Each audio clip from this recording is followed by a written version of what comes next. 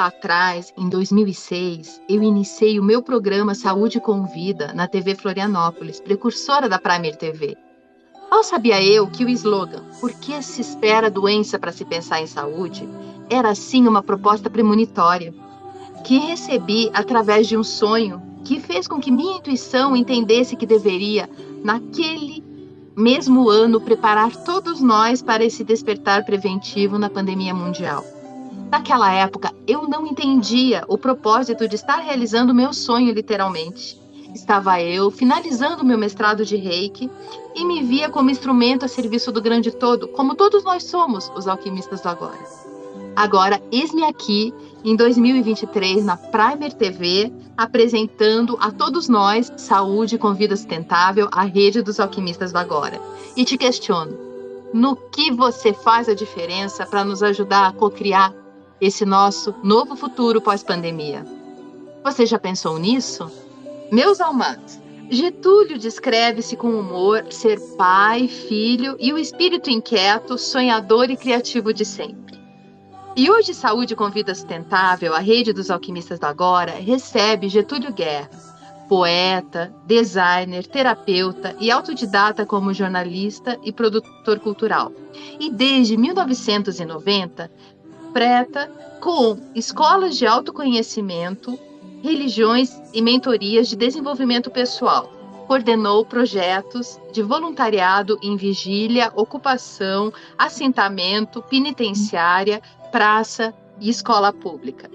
Foi aluno do Instituto Gurdjieff de 1991 a 2005, Osho Academic 2014 a 2019, Escola Vida de 2020 a 2023 e está sempre em busca de aprendizado e aplicabilidade. E na pandemia do Covid-19, iniciou-se uma série de lives com meditações, envios de energia como Reiki, Drishta, como imunidade remota e nos últimos 2 anos, Relax On, que desde o mês passado acontece no Pulsão Desenvolvimento Pessoal em Curitiba, Paraná. E com a palavra, nosso alquimista de hoje.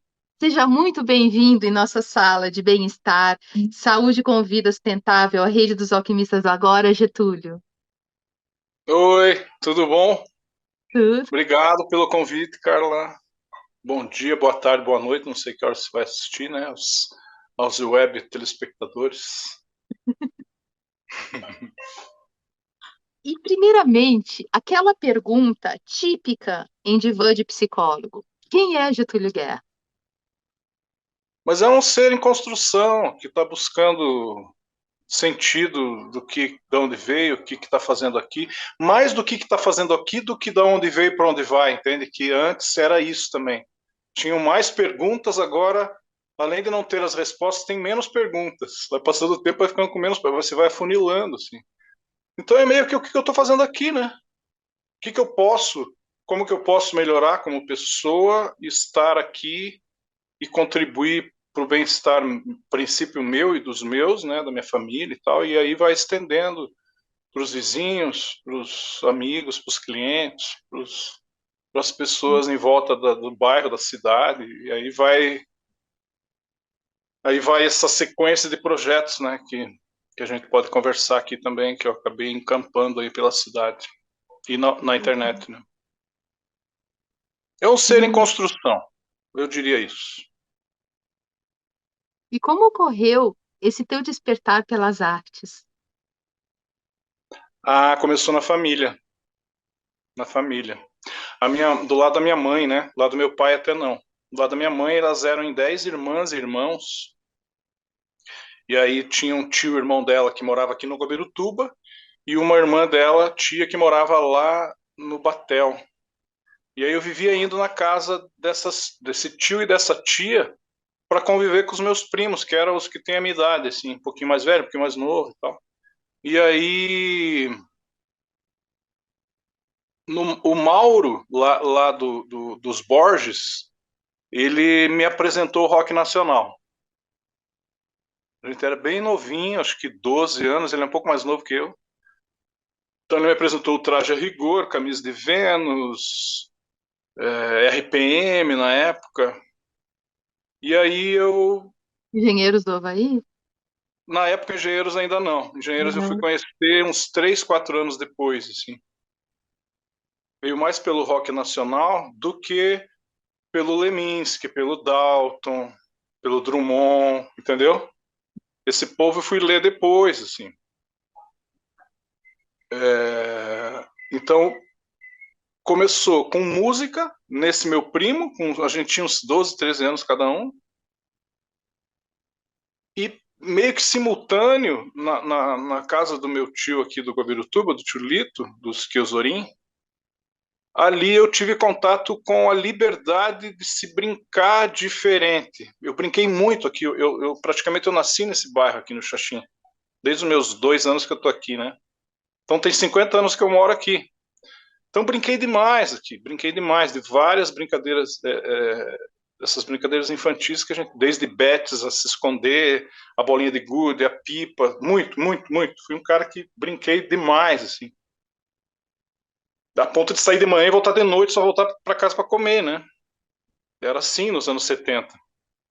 As crianças hoje só ficam no tablet, né? Só ficam no celular. E a gente brincava demais, assim. Só que ali no Guabirutuba, na casa desse meu tio e da tia Adailza, rolava brincadeiras diferentes. Então a gente jogava bola de madrugada no paralelepípedo, daí tinha um cara que tinha piscina em casa, daí eles tinham um grupo escoteiro, daí eu ia para o grupo escoteiro, e o tio fazia vitrines, ele era um designer, então eu ficava vendo ele fazer os cartazes, ficava vendo as criatividade deles. A gente brincava de ficar assistindo TV e esperando o comercial chegar para adivinhar, e aí tinha pontos, tinha alguém que estava anotando, qual que era o produto do comercial. A gente ficava brincando de adivinhação. Então começava a propaganda, Colorama, é toda esquina, não sei o que, as marcas da época, que eu nem lembro, né? Então eles eram muito criativos lá. Então, nesse núcleo ali do tio Lito, tem poeta, tem designer que trabalha na Companhia das Letras, o meu primo, diretor lá de arte, tem a Andréia, que é bailarina até hoje, dá aula, no núcleo do Guabirutuba. No núcleo do Batel, o tio, já começava pelo tio. O tio é artista plástico até renomado na cena aí, né? O Álvaro Borges. E Ah, aí os filhos dele, tudo pintor e fotógrafo, né? O Rogério até hoje ilustra capas lindas, né? De livros, que é o primo mais velho de todos. Mês passado a gente se reuniu com ele. Veio mais histórias da família, assim, lá das cavernas. E daí tem o Júnior, que é o mesmo nome do tio, e o que também é pintor, né? E tem o Mauro, que é fotógrafo, vive disso também. Então, esses dois núcleos, lá e aqui, que eu creio que me inspiraram a olhar para as artes com mais do que curiosidade, entende? Mas como um agente de criação também, assim. E aí, lógico, mais para frente, tive um padrinho sensacional, aí já com 16 anos, 15, 16 anos, que é o Silvio Kurzlop, que é um padrinho de várias coisas minhas. Sempre cito ele porque ele é padrinho de várias coisas em mim, assim. Desde o ping-pong, a literatura, a olhar para a política de uma forma mais crítica, olhar para a arte de uma forma mais sensível, né? E o Silvio praticamente ele me passou o primeiro livro. Esses dias eu vi que eu tenho aqui, mas não é dele, que é do Mário Puzo, Poderoso Chefão. Eu era um cara muito esquentado, muito bravo, assim, vivia brigando na rua, no trabalho, nos rolês, no futebol. E ele me passou esse livro, acho que com essa intenção, assim, tipo, cara, veja bem, se você não é da máfia, encontrar no livro. se você não é da máfia, eu acho que é melhor você se postar. E foi meu padrinho do autoconhecimento também, porque ele me falou isso. Ele falou, cara, isso que você tem, essa raiva, eu era muito explosivo. A ponto de perder emprego, por causa de briga física, imagine. Ele falou, cara, essa raiva que você tem não é tua. Está em você. Olha a complexibilidade de um ser falar isso para um piada e bosta de 16 anos, né? Sim. Essa raiva está em você, mas não é você. Eu falei, eita, como assim, mano? E aí ali começa, ele estava numa escola gnóstica na época, Ele falou, quando abrir uma outra turma, eu te chamo. Se você tiver interesse, você vai lá. Eu falei, tá bom. E aí começou. Começou essa jornada dentro da... Né? Não, não veio tua voz. Daí começou todo o teu processo Sim, na daí eu comecei a interessar-me mais não, mas paralelo, né? Eu sempre estou olhando para fora, para as artes, para a política, que eu gosto muito, assim, mas para a espiritualidade também, né? Para o autoconhecimento também. Para mim também, né? Como surgiu essa ideia do sarau popular, de que a cultura chegasse nos diversos bairros aqui da cidade? Sim, sim. Olha, até onde eu sei, foi inspirado no Pras Bandas, que era o projeto que eu coordenava antes. Uau! É, o Pras Bandas iniciou em 2005. O Pras Bandas é uma novela à parte, né? É um seriado do Netflix à parte. Porque eu fui fazer minha leitura de mapa astral em 2003, a primeira, faz 20 anos isso. E o Maltz falou para mim, cara, você tem que sair de casa, para de dar ordem pro cachorro. Eu tinha um cocker na época, caramelo, coisa mais linda, o tutuco. Ele falou, você tem que sair de casa, parar de dar ordem pro cachorro e ir para as pessoas, ir para a rua. E trazer essa coisa tua política e cultural, e de cultura, interesse por artes, para algum projeto. Então o Maltz deu esse start na primeira leitura de mapa astral que ele fez comigo, e foi uma leitura reencarnacionista. Eu fiquei umas 2 horas e meia com ele, saí tonto, assim. Uau! Foi muito foda. Eu saí tonto, tanta coisa que ele me falou, assim, eu falei, nossa, velho, tem que ficar uns 3 dias sentado para assimilar, para dar download de tudo que você me passou. E O uma teu das coisas ascendente foi, é hã? tudo. Teu ascendente é peixes. Ascendente Peixes, Lua em Gêmeos e Capricórnio. E aí ele Uhum. falou, cara, você precisa lidar com arte, com pessoas, você não pode ficar em casa. O último lugar que você tem que ficar, eu lembro dessa frase, o último lugar que você tem que ficar é em casa. Falei, uau. Eu gosto de gente, né, Carla? Eu adoro pessoas de tudo que é tipo, de idades diferentes, de nível de cultura diferente, de nível de informação diferente, porque às vezes a pessoa tem informação, mas não tem cultura, né? Às vezes ela tem cultura, mas não tem informação também. Porque a cultura não significa só a cultura elitista, e daí a gente vai para a gestão do Cordioli. O sarau popular veio para as bandas, né? E essa coisa que o Maltz me falou, eu fiquei um ano matutando isso. O que eu levo para a rua que atenda as pessoas e que tem a ver comigo, assim, que eu não precise forçar a barra, né? E na época o meu filho tocava em banda, meus sobrinhos todos, eles moravam aqui perto também, uma meia dúzia de quadras daqui. Exímios músicos todos, assim, minha sobrinha toca piano desde os 5 anos. Os meninos todos tocavam baixo, guitarra, cantavam, todos muito talentosos, assim, meu filho também. E aí eu falei, cara, preciso criar algo que atenda a eles, porque eles não tinham de tocar, mas que também abra espaço para outras bandas, para outras pessoas que a gente não conhece também. E nasceu para as bandas, que foi um festival de bandas de 2005 a 2009. E aí era assim, ele era itinerante como sarau. Cada edição Uhum. num bairro, cada edição era num bairro, a gente fez 6 edições, Sítio Cercado, Xaxim, Boqueirão, Auer, Uberaba e Bairro Alto. Cada edição num bairro, de 2 em 2 meses. Aí, claro, teve um intervalo aí que daí eu entrei em editais, a gente voltou com ele em praça pública. Mas Uhum. sempre tinha essa conotação de ser descentralizador, de ser democrático, não existia curadoria. Você se inscrevia, tocava, desde que fosse música própria, né? Autoria, Então né? ele era mais complexo ainda do que o sarau popular. Porque o sarau popular você podia cantar Roberto Carlos, você podia Certo. recitar Helena Collodi, né? Uhum. Podia dançar funk se você quisesse no sarau popular. Já no Pras Bandas não, no Pras Bandas ele tinha essa conotação de autoral. Não podia ser nem letra em outra língua, tinha que ser em português, e tinha que ser autoral, 2 músicas pelo menos. Então foi um fervo, cada edição era 25 bandas inscritas, fora as convidadas, né? Formidável. E aí o Cordioli, eu fui chamado para a Fundação Cultural para trabalhar lá por conta do Pras Bandas. Não era Olha. cota de partido, nada. Eu sou filiado desde 2006 ao PCdoB, né? Essa Hum. gestão que o Fruit, essa eleição que o Fruit ganhou e teve a gestão do Cordioli na fundação, o Fruit estava com o PT. Tem nada a ver com a turma que eu tava, entendeu? Eu fui chamado depois de alguns meses a gestão já rolando. Mas pelo Pras Bandas, não era amigo deles, nem conhecia eles, nem o Igor, nem o Cordioli, e não era cota de partido. Então eu fui, eles me chamaram justamente pelo conceito que o Pras Bandas tinha, que eles queriam instalar naquela gestão, né, de Pelo mérito, descentralização. né, Getúlio?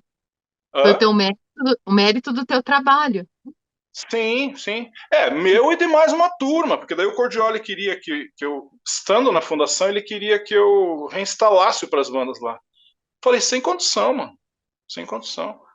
Porque na fundação, no início, eu fui coordenador de ações culturais. Então, todas as linguagens passavam por mim, entende? Eu entrei lá da noite pro dia sendo chefe de quase 200 pessoas, assim. Então, meu, era muita coisa. Eu não tinha tempo nem de ir no banheiro direito. Era muito corrido, entende? E não tinha como voltar com o Prasmanda, sendo que eu não fazia sozinho. Eu tinha umas 15, pelo menos, pessoas que eram voluntárias, que me ajudavam, ora na divulgação, ora no dia D, na pré-produção, na pós-produção. Então, assim, não tinha. E lá na fundação eu tinha. Era uma pessoa só, não tinha equipe. Eu tinha a Sandra só, a Lu, a Ali, que eram minhas. Mas não todas juntas, né? Foram em Hum. épocas diferentes minhas assistentes, assim. Então não tinha equipe lá. Não tinha condição de voltar com o Prasmanas de jeito nenhum. E ele sempre insistindo. O Cordial era fã do Prasmanas. Mesmo não me conhecendo, ele era fã. Porque ele entendeu que aquele conceito tinha a ver com o que eles queriam lá. E aí ele falou: então inventa uma coisa menor. Daí saiu o Daí, sarau. daí nasceu o Sarau Sarau popular. Popular. Ele falou: vai lá conversar com o Brizola e com o Magela. Ele falou assim para mim: só cuida que o Brizola não gosta do PT. Na época ele me falou isso. Eu falei: vamos embora. E aí o Magela não quis ir para os bairros, porque ele preferia ficar ali no QG dele, ali no clube dele Central. de xadrez. E aí acho que ele estava já vislumbrando também para feira ali, que ficava tudo ali, né? Ele fazia também o Cutucando já. Eu acho que o Cutucando já existia antes do Sarau, não lembro. Cutucando a Inspiração, que era o sarau que o Magela coordenava, né? No PUC, né? No TUC, isso. Então ele trabalhava no clube de xadrez, o TUC ali na frente, a feira ali do lado. Então, assim, ele já não quis ir para os bairros. E o Brizola já topou. E aí fui para os bairros com o Brizola. A gente fez 65 edições. Lembrando que você falou da Feira do Poeta, você fez tua parte naquela comissão que foi solicitar a reabertura da Feira do Poeta. Ah, foi uma É, briga, né? como se deu isso, assim? Lembra a situação? Eu lembro que é, o Cordioli, novamente, né? Ele falou, Túlio, vamos reabrir a feira? Eu falei, como assim? Eu tinha escrito antes, feito uma espécie de movimento para a gente conversar com o prefeito, conversar com a guarda municipal. O espaço da Feira Poeta estava com a guarda municipal na época. Era uma espécie de amansa louco lá. Eles levavam os caras que eles pegavam ali no centro lá para ficar torturando, uma sala de torturas na época. Veja você, Uma dentro da almoxerifada, feira. mais É, interessante, mas né? eles levavam lá porque ali era uma espécie de vamos ver o que esse cara, de onde ele é, entende? Puxa, Era um aperto ali. E aí a gente teve que conversar com a guarda municipal. E aí o Cordioli, com os contatos dele, secretaria sei lá do que, arrumar um outro espaço para a guarda municipal, ter esse ponto de apoio. Ponto de apoio é ótimo. Tipo, como se fosse um pé de cabra, assim, ponto de apoio. Né? E aí foi negociações de meses, assim, até aceitarem. E aí a gente, pô, então a gente vai pegar mesmo, vamos.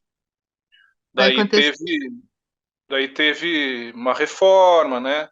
Deram uma garibada, daí já, então vamos lançar no dia 27 de março, que é o dia da cidade, blá blá blá. Quem que você quer que fique lá, Getúlio, de coordenador? Quem que você vota na época? O Cojoli me perguntou, né? Eu falei, pode ser o Magela ou o Brizola, né? Que eram os dois que estavam ali por perto ali do ambiente da poesia, né? Era a feira do poeta, da poesia, né? Ah, E aí acabou que ficou o Brizola um tempo, depois o Magela veio também, Mas eu lembro que a gente fez uma reunião com alguns senhores da Guarda Municipal, eu acho, né, cara? Aham, eu tava na comissão, aham, foi. Era você, o Paulo de Jesus, me ajude. Isso, Paulo de Jesus, daí tinha o Brizola também. É, a gente foi tipo assim, ó, a gente precisa de um espaço, né? Aham, Claro que todo esse saudosismo que a galera tem dos anos 80, 90, com a feira, eu vivi um pouco ali, né? Eu ia lá, na verdade, imprimir os meus poemas porque eu queria distribuir para os vizinhos, para os clientes, para os parentes. Entende? Pegava 50 e ia para casa. E era montado as letrinhas ali, então era legal ver também todo o contexto. Se deixava lá, eles faziam e depois se voltava a pegar no outro dia, né? As folhas meio a quatro, assim, a cinco, eu acho. legal. Impresso, com o logo da prefeitura embaixo, Feira do Poeta, o ano. Então eu tenho alguns aí, vou te mandar, vou escanear, vou te mandar. E aí é isso, voltou, mas não com aquela força dos anos anteriores, né? Até porque Sim. era outra geração outra turma também que estava coordenando, né? Tava o A gente Palito teve aquela lá. barraquinha, né? A gente teve a barraquinha dos escritibas na Isso, parte. depois veio, acho que logo em seguida, né?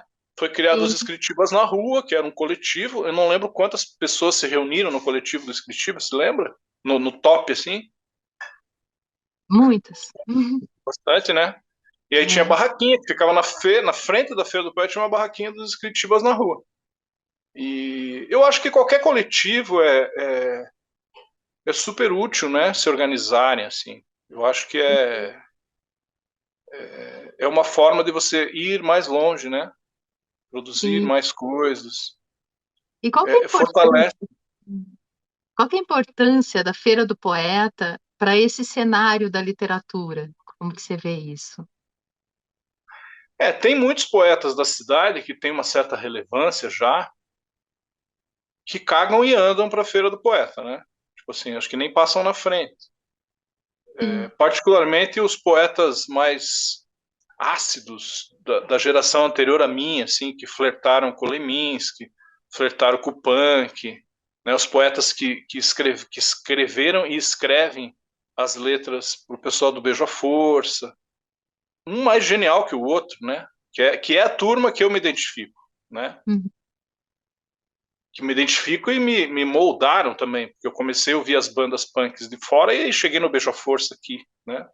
Sim. Então, Tadeu, Vulcanes, o Marcos Prado, depois o Roberto, né? Então, assim, o Vila Lobos. Não é a minha turma, porque eu sou mais novo que eles, mas é onde eu bebi da poesia curitibana, entende? Tem o livro deles aí, Ultra Lyrics, conheço todos, já bebi com eles, já fui na casa deles, já fiz projeto com eles. E a Inclusive Regina, a Adriane. Hã? a Regina, a Regina Butolin. Não conhecia a Regina na época, Não porque eu ia na conheceu? feira, não, conhecia ela no sarau. Ela Ela voltou, apareceu no né? sarau. Período terceiro, ela voltou Sim, para fazer. sim. A Regina conheci depois. Mas assim, essa turma, eu não sei exatamente se essa turma participava da feira, entendeu? O que eu estou querendo te dizer é que essa turma da poesia curitibana é uma turma que me influencia até hoje, É. não só no escrever, mas no produzir cultura também, em certos termos.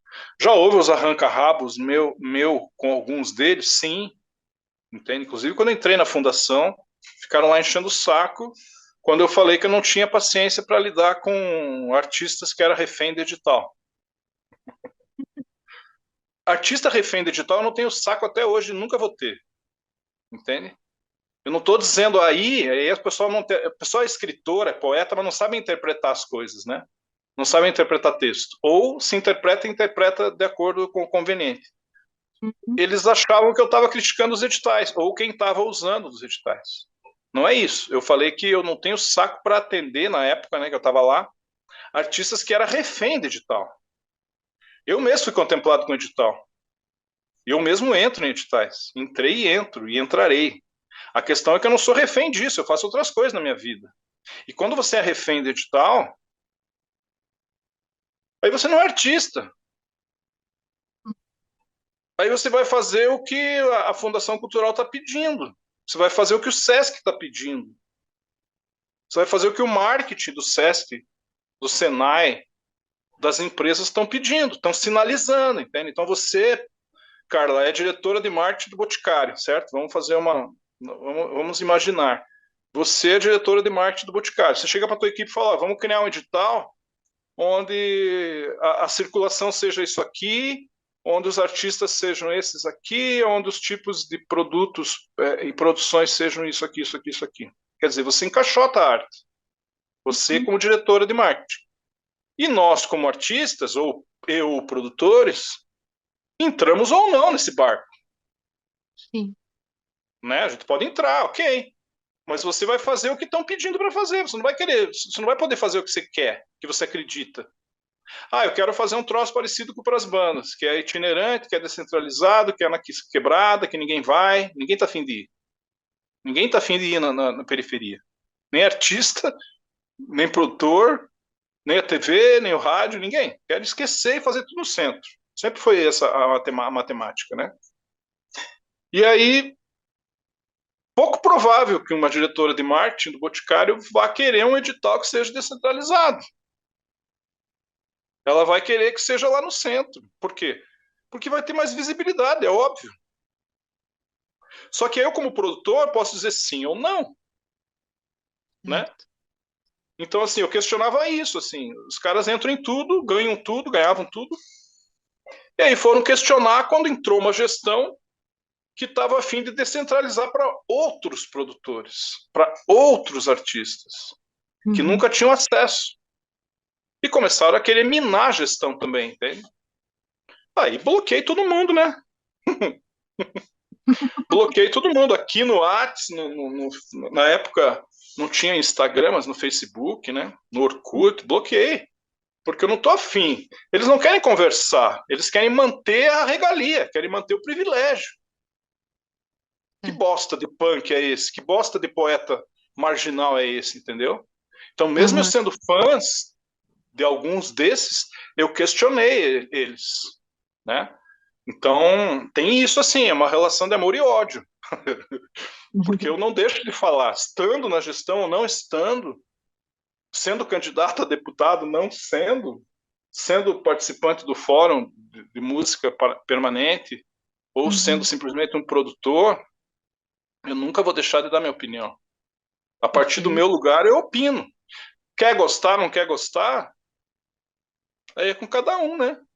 Uhum. Então tem uma relevância a galera da feira, tanto quanto essa galera marginal mais punk, né, do pós-punk, que também produz até hoje, que eu citei alguns, como a galera mais popular, que independe da feira também, que a gente nem conhece, né? Dos movimentos do hip hop, por exemplo. Tem um pessoal que escreve maravilhosamente bem, a gente nem conhece, porque estão lá na quebrada, Tão longe né? do centro. Estão longe do centro, estão longe das panelas, estão longe dos coletivos. Então, eu acho sempre muito bom esses coletivos, né? Tanto o das Marianas, né? Que eram meninas que escrevem, tanto o coletivo que o Candeeiro coordena, que é mais para o lado afro, né? Dos escritores, tanto quanto as edições do Vox Urb que o Pozo coordena. Sim. Eu acho que tinha que ter mais uns 50 saraus na cidade e coletivos, entende? Independente do nível, entende, Carla? Porque o sarau era assim, né? O sarau iam, sei lá, 20 pessoas, 30 pessoas. Lógico que dessas 30, 20, 30, dois, três artistas, eu me identificava mais, eu gostava mais. Inclusive, produzi o livro do José Domingos, né? Porque eu acho sensacional os textos do Zé.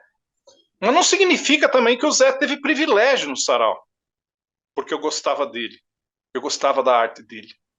Pelo Ele contrário, participou. ele teve que trabalhar no sarau. Algumas vezes ele apresentou o sarau, né? Sim. E sem curadoria de panelinha também. O sarau era isso. Chegava, se inscrevia e participava. Então, assim, ele trabalhou, mas ele trouxe a turma dele. Não, aberto, tio. Aberto as inscrições para todo mundo.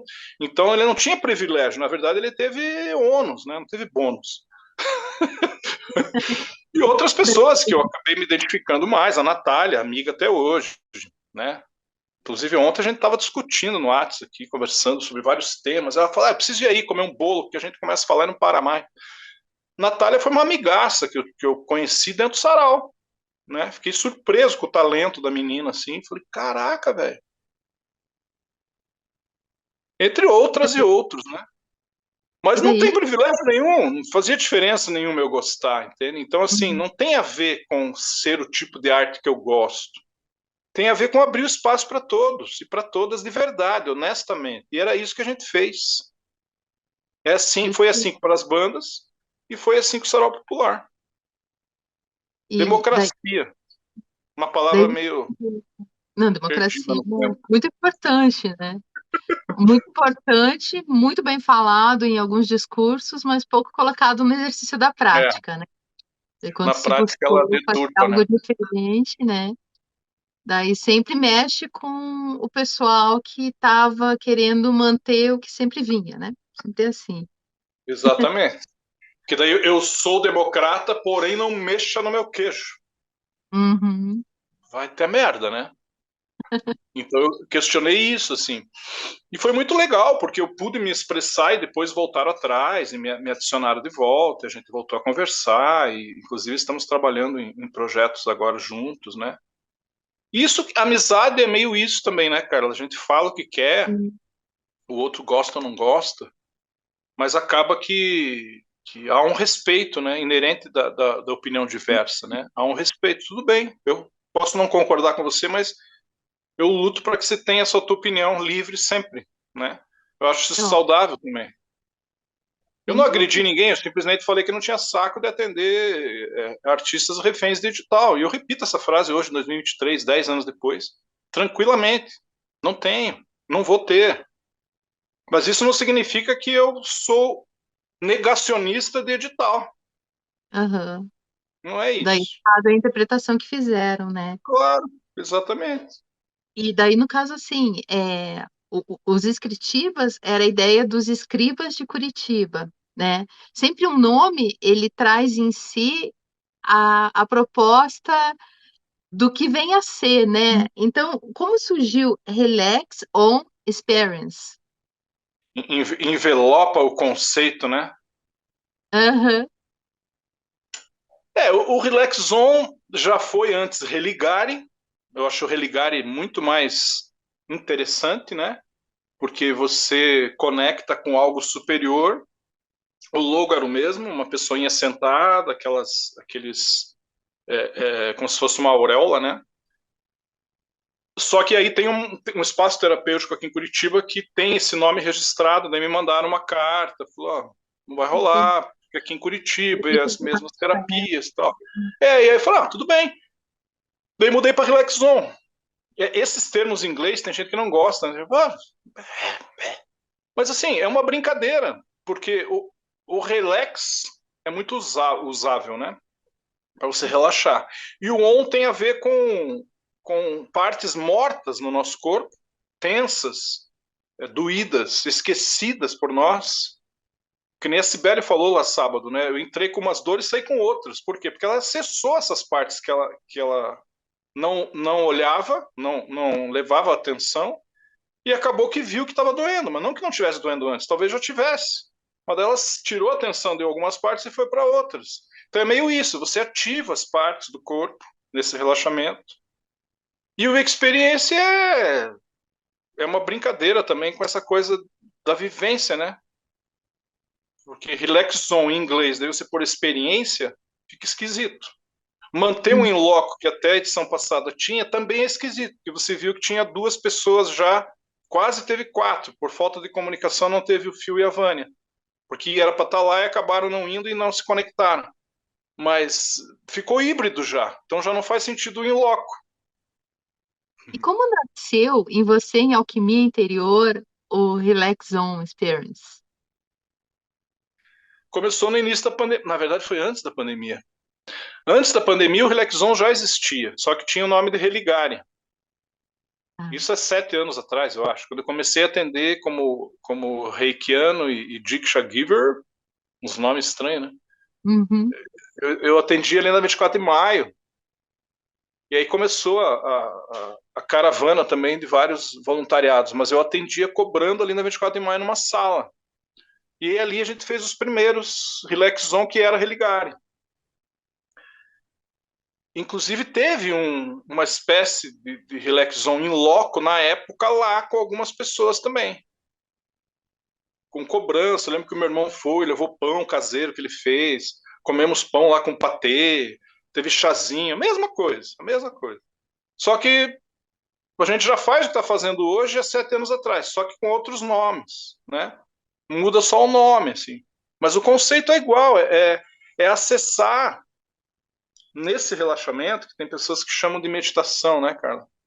Eu costumo não chamar de meditação, porque as meditações, elas tendem a ir para um lugar imaginário.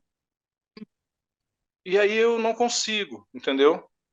Teve algumas meditações no início dessa minha jornada, que eu fazia deitado lá nesse espaço na gnose, que eu dormia no meio. E eu roncava. E eu atrapalhava os outros, as outras pessoas.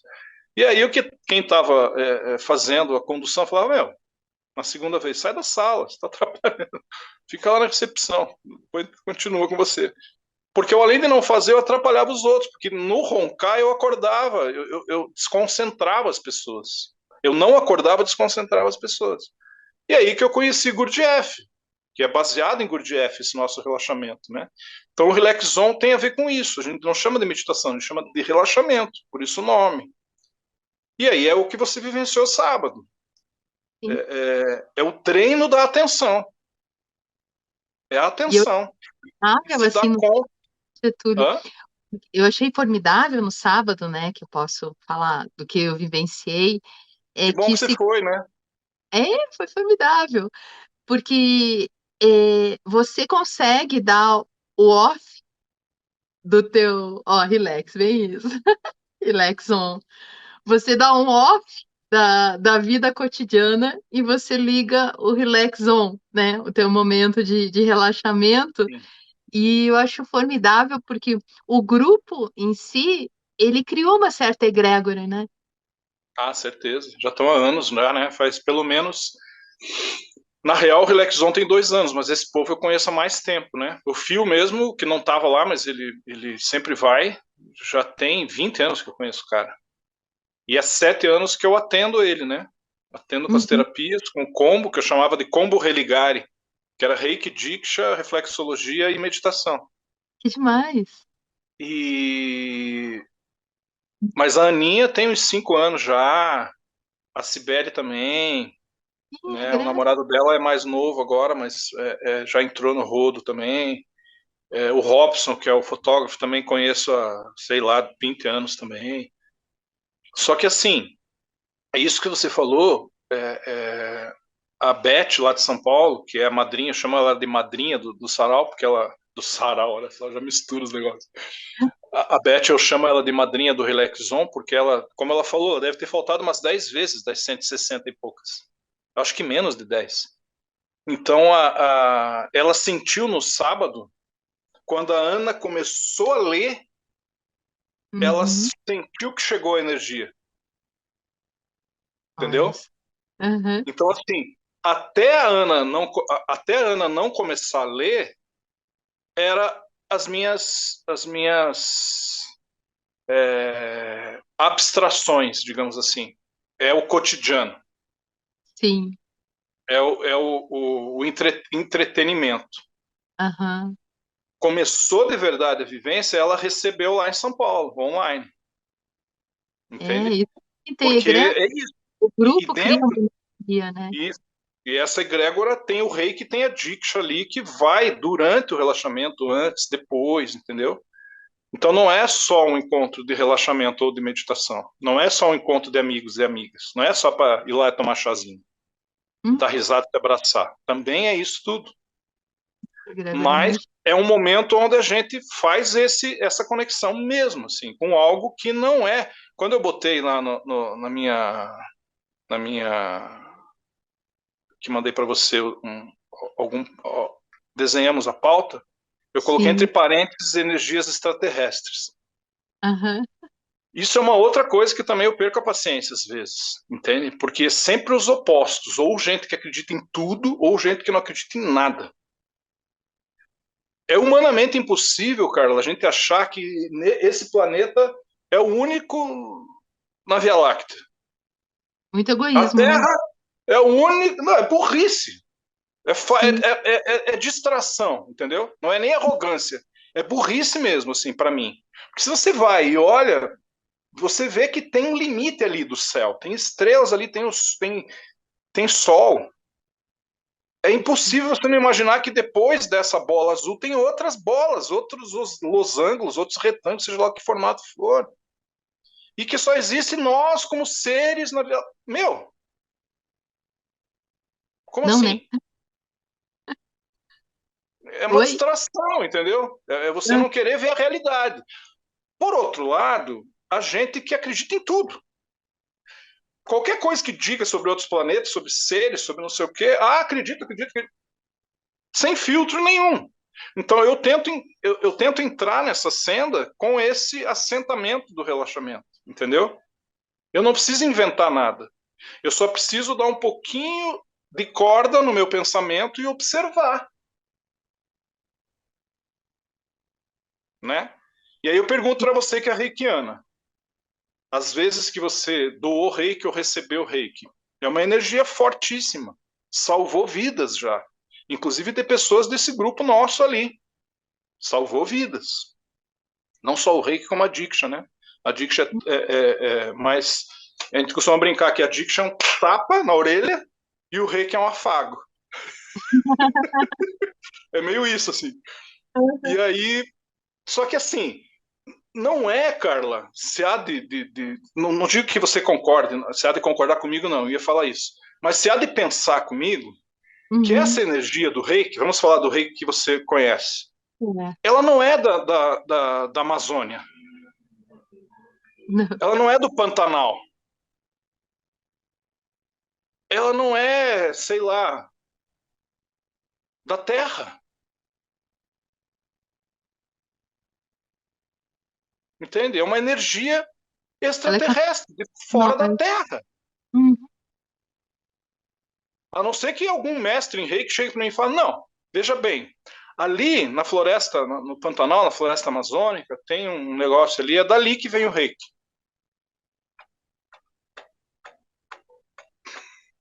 Né? Não? Para mim, É. é de fora.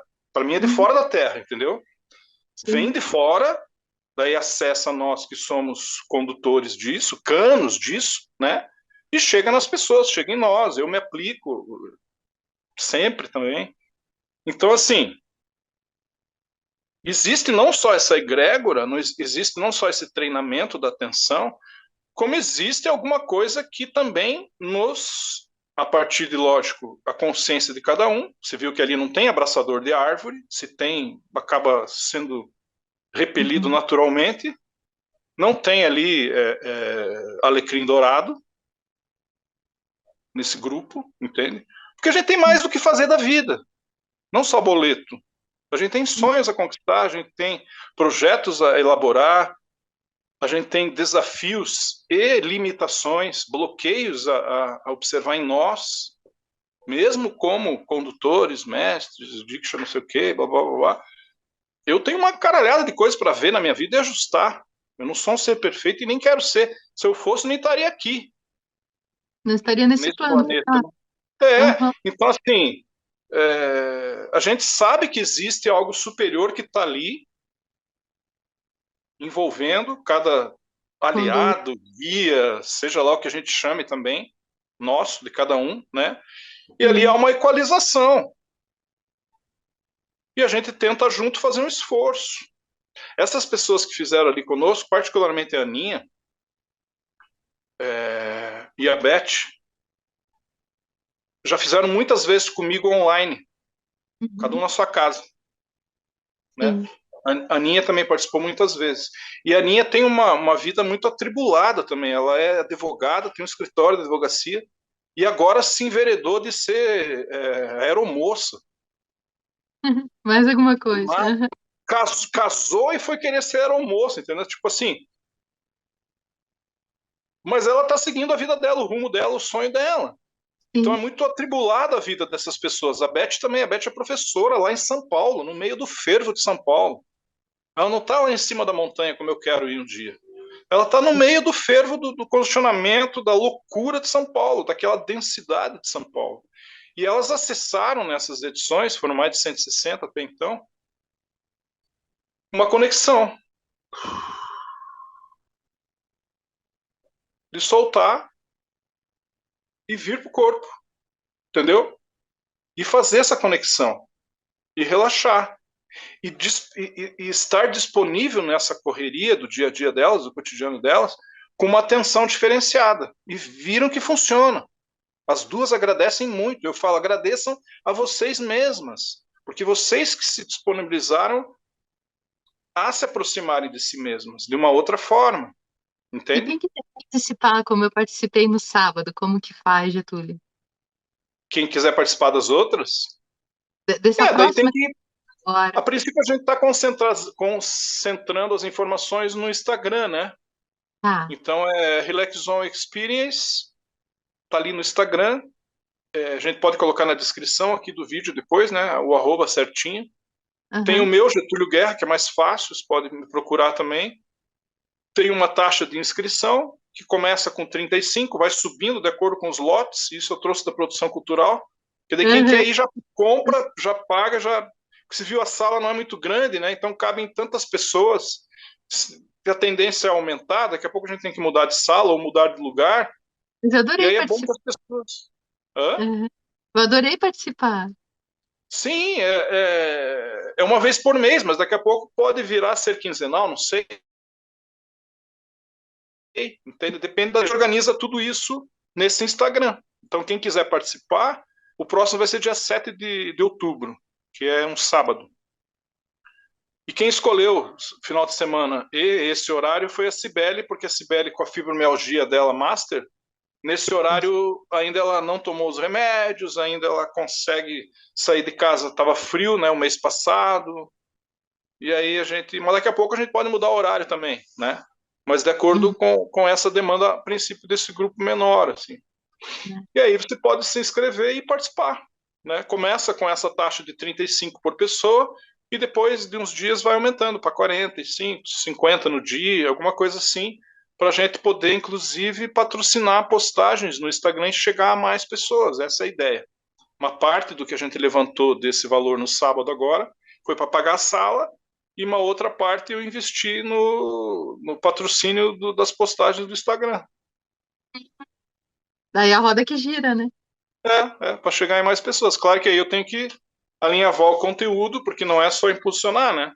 Você Aham. tem que tentar deixar claro ali o que é aquilo ali, cada vez mais, a comunicação, para poder vir só pessoas que realmente estão afim de experimentar. E o experience tem a ver com isso, assim, não é você ficar pensando o que é que o Getúlio está fazendo. Não, venha, vamos ver. Perfeito. Se permita, Né? né?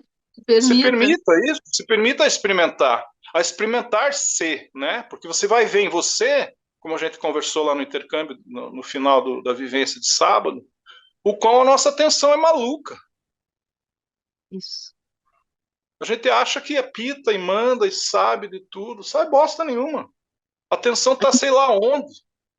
A gente acredita que controla muita coisa, no final nada, né? Né? Os controladores, né? Eu mando na minha vida, minha melhor versão. Esses papos de coaching, né? Minha melhor. Cara, se essa é a tua melhor versão, você tá fudido. Não, e daí aquela ideia, né? Porque daí a gente acredita que controla a vida, vem a vida e mostra pra gente que a gente não tem controle nenhum, né? Coloca situações assim Com aleatórias que certeza, aleatórias, que você se vê vulnerável, que você se vê impotente. Eu sou um cara que desde muito jovem eu sou muito é, é, agressivo, assim. não agressivo, apesar que lá atrás também, fisicamente, né? Eu batia nas pessoas. Fui preso, inclusive, por causa disso, né? Por isso que esse meu padrinho falou, cara, venha que senão você vai se matar.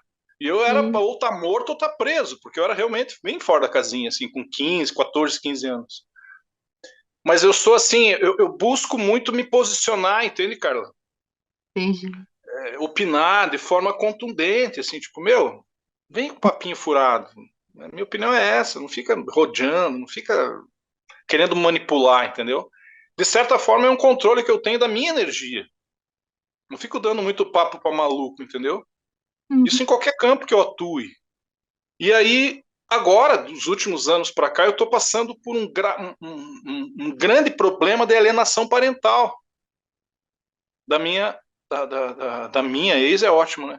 Da mãe da Guilhermina. Puxa, A ponto de Ministério da Justiça estar envolvido, Polícia Federal, todas as instâncias de justiça do Brasil e de fora do Brasil, porque eu fui buscar a Guilherme em Portugal no ano passado. Então, assim, eu não posso falar mais além disso, entendeu? Senão eu me complico judicialmente. Mas, assim, o que eu quero te dizer é que eu não tenho a minha vida fácil. claro.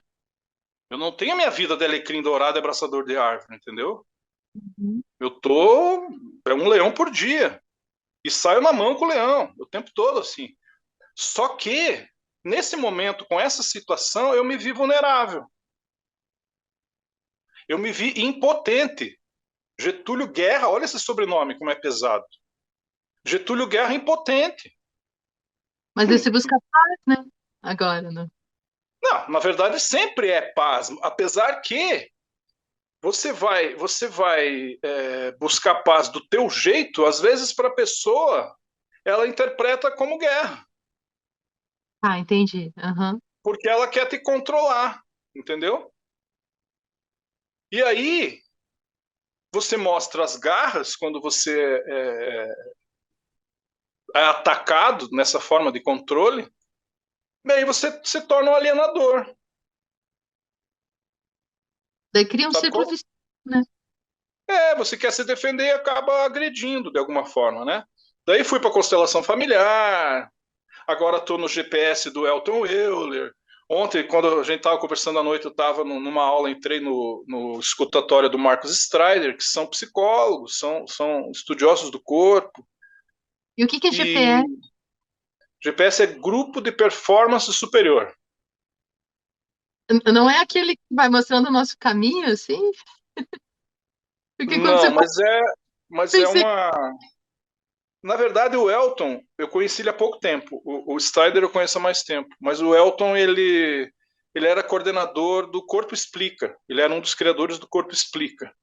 Que foi a Coqueluche uns anos atrás, aí, desse meio terapêutico, psicológico, entende?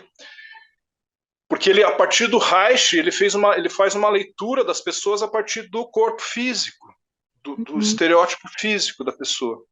E aí, a partir dessa leitura, se aprofunda na terapia, se aprofunda no atendimento, entende? aham. A partir do porte físico. E aí o Elton saiu do Corpo Explica e montou o GPS. E eu entrei agora, mês passado, no GPS. E são caras que estão no marketing digital também, que é uma outra Legal. fonte de conhecimento, de informação, muito mais recente do que todas essas que a gente conversou até então, né? Que eu me interesso, né? Que eu estou estudando. Inclusive, semana passada, esse final de semana teve o Relax Zone, mas era para ter sido no sábado anterior, mas daí houve um evento aqui para milhares de pessoas no Positivo e eu fui, que o Strider organizou, que estava o Elton aí.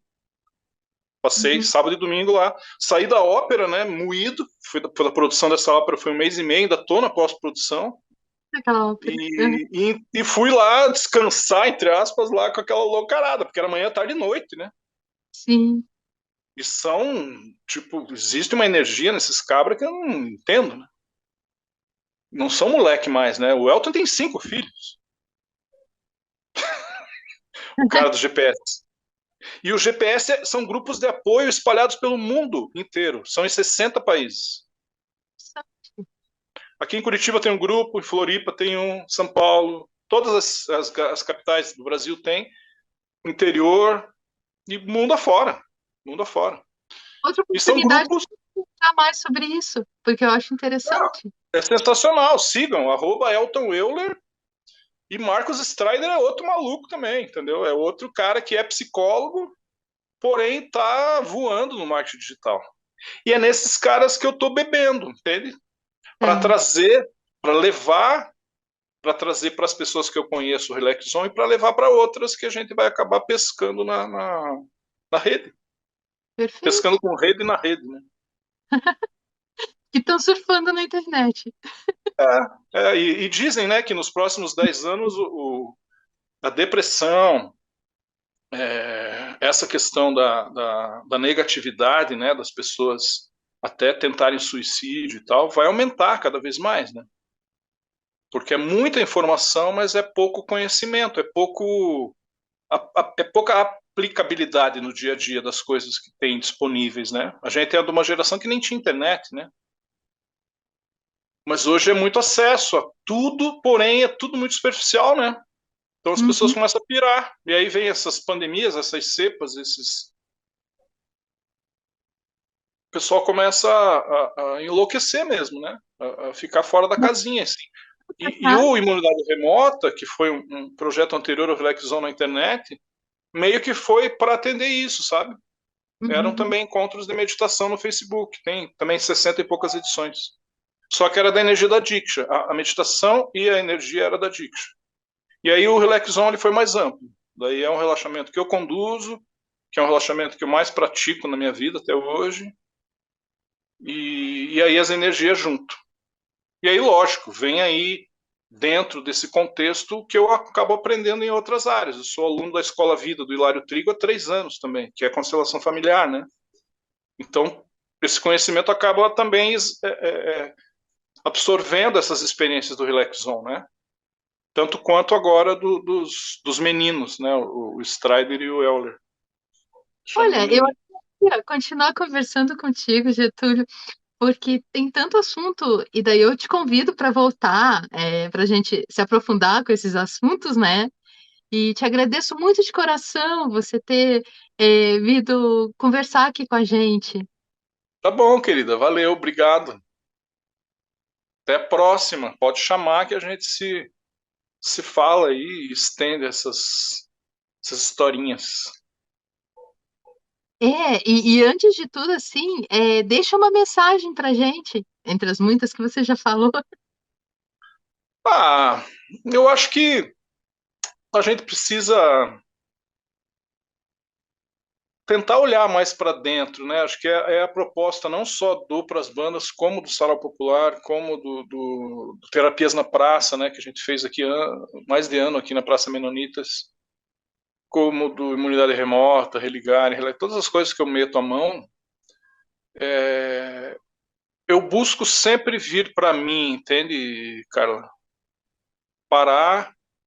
Sou falador, sou falastrão pra caramba, porém, eu sei sentar aqui e em poucos segundos me aquietar, entendeu? Uhum. Aquietar não só o meu corpo, como a minha atenção, observar onde é que está indo a minha mente, observar onde é que está indo a minha audição, né? Quando acendo incenso, já acessa também É acessar os sentidos, a gente buscar sair um pouco da mente e acessar os sentidos todos que a gente tem. Eu acho que isso é um recado legal para a gente dar, né? E é possível para a gente poder se equalizar um pouco. Senão a gente fica muito aqui, achando que aqui tem resposta para tudo, e isso aqui não consegue nem fazer perguntas interessantes para a gente avançar também nos nossos bloqueios, né? A mente não, nem isso consegue às vezes, porque ele não tem energia. Então descer um pouco, vir para essas experiências que a gente proporciona e acessar outras partes, assim, outros sentidos que a gente tem, né? Eu acho que é isso. Procure terapia, psicoterapia, procure meditações, tem inúmeras na internet, não precisa necessariamente ser no Relax Zone, né? Procure receber reiki, procure se iniciar no reiki para poder aplicar em você, aplicar nas pessoas, e ou a Diksha, né? Procure esses vieses assim de terapias complementares, entende? Se você faz terapia, legal, psicológica, né? Acadêmica, mas flerta com essas outras também terapias complementares integrais. E se você não faz terapia, procure fazer. Cuide da tua saúde mental, entende? Porque senão a tua saúde física não vai segurar, Uhum. né? Se a tua saúde mental não estiver bem, a tua saúde emocional e física, meio isso. E pegando o gancho do que você falou, E né? tome água, se Ah, hidrate, tome água. gancho do que você falou, Geto, a questão do Jung tem uma frase assim, né? Quem olha para fora sonha e quem olha para dentro acorda, né? Quanto à questão de Sim, se olhar sim. para dentro. E olhar para fora é legal também, né? É legal sonhar também. Mas acordar antes de sonhar também é bom, né? Eu acho que são duas. Não adianta só acordar também, senão se viram um ranzinza, né? Você fica só enchendo o saco. Todo esperto, todo esperto, todo esperto. Estamos É o todos caminho, dormindo, é né? a busca do caminho do meio, que todo mundo busca e fica nesse Exatamente. movimento. Exatamente. Olha para fora também, tem empatia com as pessoas, entenda que ela está passando por um processo, né? Sim. Um processo que às vezes pode ser fácil para você, mas para ela pode ser bem difícil, né? E às vezes não, às vezes você acha que é fácil, mas é um processo muito difícil que ela está passando também. Então tenha empatia, ouça as pessoas, pergunte como é que elas estão e ouça quando elas dizem como é que elas estão. Porque às vezes se pergunta só por perguntar, né? Então cria essa habilidade também de uma audição ativa, né? Para a gente poder conviver melhor, né? Porque sabe lá o que, que vem nesse mundão esquisito, né, Carla? Eu Hã? deixo para você uma mensagem. O outro sempre é nosso mais profundo mergulho. E se você é um empreendedor, seja CPF ou PJ, e quer contribuir para que esse programa continue com esse mesmo trabalho, escreva saúdecomvidasustentável@gmail.com e responda no que você faz a diferença para co-criar o nosso novo futuro pós a pandemia. E seja nosso novo alquimista do agora, a ser entrevistado por mim, assim como Getúlio Guerra. E Saúde com Vida Sustentável fica por aqui. Agradeço muito de coração os carinhosos e-mails e audiência de todos vocês. E até o nosso próximo programa. Namastê.